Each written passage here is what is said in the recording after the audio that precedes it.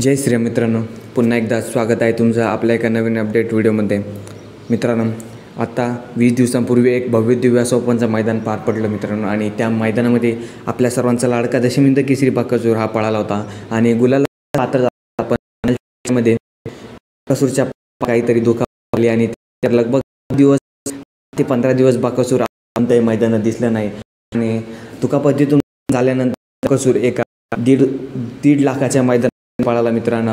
आणि बकासूरने सिद्ध करून दाखवलं की मला काही झालं असले तरी मी थांबणार नाही. आणि या 1.5 लाखाच्या मैदानामध्ये बकासूरने कारंडा एक्सप्रेस चिक्यासोबत रीतसर 3 फेरे पळून 1 नंबरचा मान पटकावला आणि 1.5 लाख रुपयाचा मानकरी झाला मित्रांनो. आता येत्या 2 मे 2025 रोजी महाराष्ट्रातील पहिलं मानाचं हिंदकेसरी मैदान म्हणजे कोरेगाव हिंदकेसरी. आणि त्या हिंदकेसरीच्या मैदानामध्ये बकासूर हिंदकेसरी चिमण्या संभाजीनगरकरांचा हिंदकेसरी चिमण्यासोबत पळणार की घोटकरांचा छोट्या सरच्यासोबत पळणार ते मग तुम्हाला या व्हिडिओमध्ये सांगणार आहे.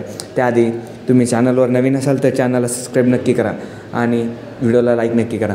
मित्रांनो, 2 मे 2025 रोजी भव्य दिव्य असं महाराष्ट्रातील पहिलं मानाचं हिंदकेसरीच्या मैदानामध्ये कोरेगाव हिंदकेसरी.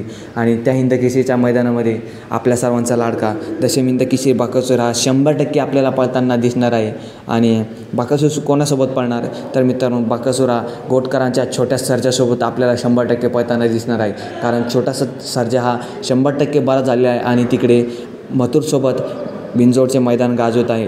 आणि या हिंदकेसरीच्या मैदानामध्ये बकासूर आणि घोटकरांचा छोटा सर्जा 100% पळताना दिसेल.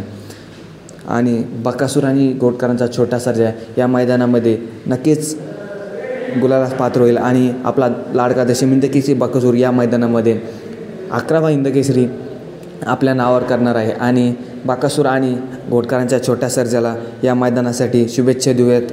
आणि मित्रांनो, तुम्हाला व्हिडिओ आवडला असेल तर चॅनलला सबस्क्राईब नक्की करा आणि व्हिडिओला लाईक नक्की करा. धन्यवाद मित्रांनो.